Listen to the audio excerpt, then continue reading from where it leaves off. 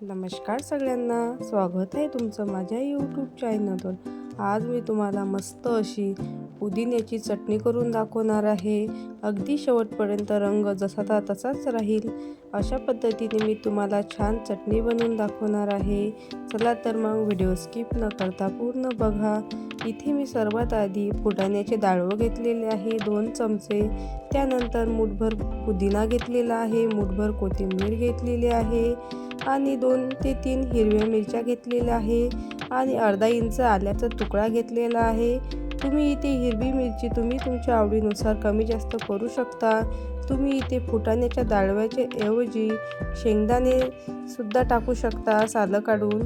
त्यानंतर आपल्याला इथे आता मिक्सरचं भांडं घ्यायचं आहे। त्यामध्ये सर्वात आधी मी इथे फुटाण्याचे डाळव घालून घेणार आहे आणि आपण जे सर्व जिन्नस घेतले होते ते सर्व जिन्नस यामध्ये घालून घ्यायचे आहे। पुदिना, कोथिंबीर, हिरवी मिरची आणि आलं।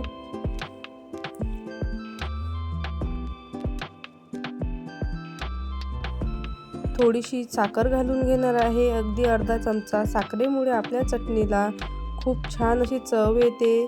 आणि त्यानंतर मीठ घालून घेणार आहे चवीनुसार आणि अर्धा लिंबाचा रस घालून घेणार आहे। तुम्ही याच ठिकाणी 2 चमचे दही घातलं तरी चालेल आणि त्यानंतर पाव वाटी पाणी घालून छान अशी चटणी बनवून तयार करून घेणार आहे। तुम्ही इथे थोडं पाणी अधिक वाढवलं तरी चालेल। मस्त असं आपल्याला ही चटणी मिक्सरला वाटून घ्यायची आहे। बघू शकता तुम्ही किती छान असा हिरवागार रंग आलेला आहे आपल्या चटणीचा।